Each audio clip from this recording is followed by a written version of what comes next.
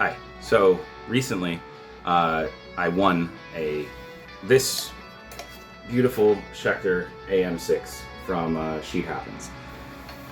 I did not even realize I was entering a contest when I purchased the clinic that entered me into the drawing. I'm just a huge intervals fan, and I like to watch everything Aaron puts out, so I had to buy that, obviously. So I just want to do like a quick video talking about my AM6s, since I have two now, and like why I like intervals so much. So I found intervals, I want to say, in like the beginning of 2021. To go back a bit, I started playing guitar in 2005, and my dad took me to a Steve Vai concert, and that sort of inspired me to pick up a guitar and want to play like that. Before I had seen Steve Vai, I didn't know that was like a thing, like that instrumental guitar could look like that and sound like that. I'd only really listened to it on road trips. My dad would occasionally put it on, and as a kid, to be honest with you, I found it painful to listen to. I did not like it. But around 15, that sort of changed. And seeing him in person blew me away. I didn't know that guitars even look like that. He came out with a guitar, you know the gem, that beautiful vine inlay, and he wrote all the names on them, and just his playing looked so effortless that it was an immediate inspiration to me. I mean, I had a guitar, and this made me want to learn. So from 2005 to 2010, I was pretty consistent, daily, almost, I would say. Unfortunately, it was just learning through tabs. So my music knowledge in the grander sense is not really there. But I love playing guitar. And then around 2010, I guess life sort of just happened, and I fell away from it. I would play every once in a while, but nothing would really inspire me to have that same dedication I used to have. And then 2020. Towards the end of 2020, my friend Gary sent me a video of Polyphia. It was their music video to Goats, and this blew me away. I didn't know people were making music like that. I didn't still, or it was a new thing. So just hearing a new spin on what I was used to, Steve Vai and Joe Satriani or Paul Gilbert, and hearing Polyphia it inspired me to play guitar again. So I started to get really into that type of music, and just listening to it and trying to find more bands like it. So at the time, I listened to Pandora. I don't know why I wasn't on Spotify. Doesn't matter, whatever. But I listened to Pandora, the Polyphia Pandora, and that eventually, in the beginning of 2021, led me to Intervals. I think the first song I heard by Intervals was Libra, and I liked Polyphia well enough, but there was something about the way Aaron wrote that just I identified with more. It just reminded me of like sort of like emo music from back when I was a teenager, but with this beautiful guitar playing. I'm just talking about Libra specifically. Obviously, he's very varied between albums and does lots of different stuff. But anyways, I had missed that whole come up he had, I guess, because I just wasn't. I don't know. I missed the whole gent thing, and metal music wasn't as appealing to me back then in the 2010s when I stopped playing guitar. But as soon as I heard Libra, I was immediately hooked. I had to listen to everything he did. So I became a huge fan. And this was when the COVID stuff was winding down. So this was 2021. He finally announced some shows, and he was coming to San Diego, which would be the closest to where I am. So me and my wife got tickets, and we went to go see him. At the same time, he had announced his signature model, the Schecter, the AM-6. That's what this video is about. But I was immediately taken away by the design of it. I really liked the color. It was like it's a beautiful blue sparkle color. I'll show you later. I have one. and I liked all the curves and body cutouts, and like by the neck. I love the Wenge neck choice. Just an all black looking neck was, I just thought it looked great. And the stainless steel frets, I really wanted one, but at the time my wife was pregnant, and buying a new guitar probably wasn't a good idea. But anyway, so we got tickets to go see him in San Diego. So at the time, I was building or refinishing and redoing a white Gem Junior, and I figured if I couldn't get his signature guitar, maybe I could get his signature on a guitar. So I brought the the neck with me, with the hope that against all odds, I would see him at some point and I could get his signature on the headstock.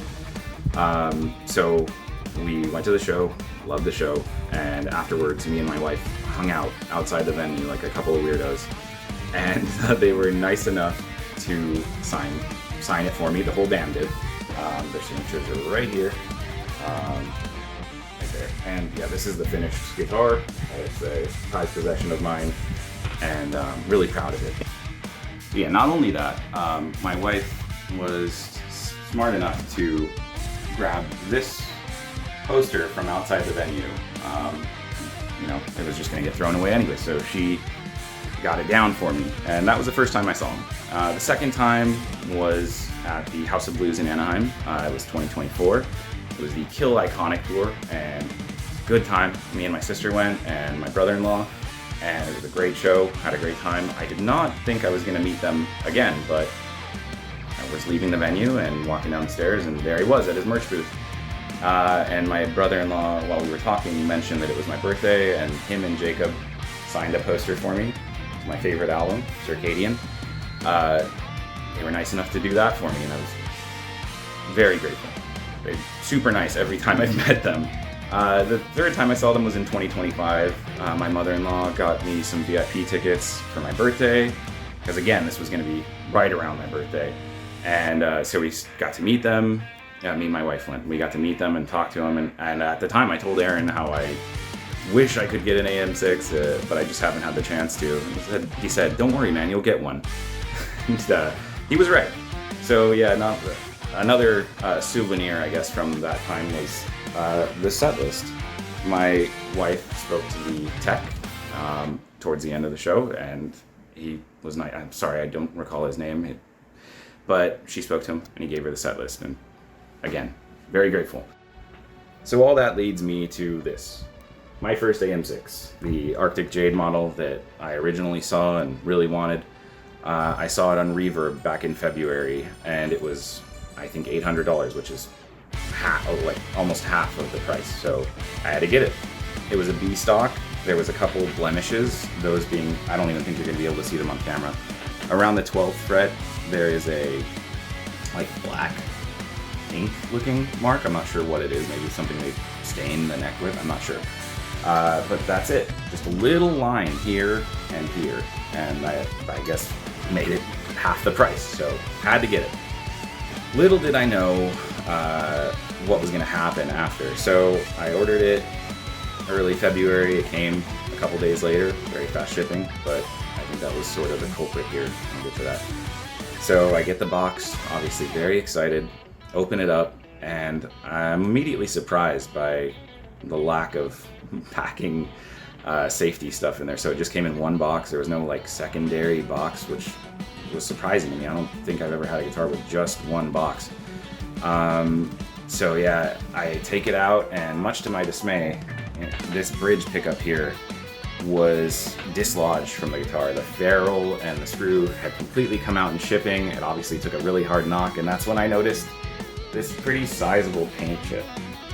Not a big deal, but again, very disappointing. So I took it to a luthier, and he placed the ferrule back in and cleared over the chip and set it up for me. But unfortunately, this was about another month I had to wait. So I ordered it early February and didn't get to play it till mid-March. And that was disappointing, but thankfully, once I finally got it in my hands and got used to it, I love this guitar. So yeah, before I got my AM-6, I had entered into just about every giveaway there was. There was, I want to say at least 4, but I never won one, and that's okay. I have plenty of guitars. So I was obviously very happy to get mine, and I said to my wife at the time, I was like, watch, there's going to be a giveaway, I'm going to enter it, and I'm going to get one. Joking, obviously. Not expecting there to be a giveaway, but so Aaron released his clinic, I think in March, and I purchased it, not knowing that there was going to be anything attached to it, besides the PDF for all the notes he played. So I purchased it and watched it, enjoyed it, and I think it was a little bit after it came out, Sheet Happens announced, oh, we're tying this to a giveaway. Purchase it and you're entered. And I'm like, oh, well, okay. This left my mind after that. I didn't really think about it. And then in June, I am just at home looking at my phone, and I open Instagram, and Sheet Happens and Aaron pop up as like a combined post. It was the first thing that was there when I opened the app. And there Aaron is saying, Michael DePaul, me, I won a new AM-6. So yeah, I got it now. I've since changed the strings, I've polished the frets a bit. There was a couple sharp frets, I rounded those out, and I cleared the plate that Aaron signed. I just wanted to make a video saying how grateful I am, not only for this beautiful guitar, thanks to Sheet Happens and Schecter and Aaron, but grateful not only for this guitar, but all of Aaron's music. It's just been a constant source of inspiration to me, and the soundtrack to many moments in my life, and I'm just very, very grateful for all of it. And you know what? No shipping errors with this one. They were nice enough to also include this wonderful tweed hardshell case, and I protected it, so no issues. But now I have 2 of these wonderful guitars, and couldn't be happier. Again, thank you, Sheet Happens, thank you, Schecter, and thank you, Aaron. Bye.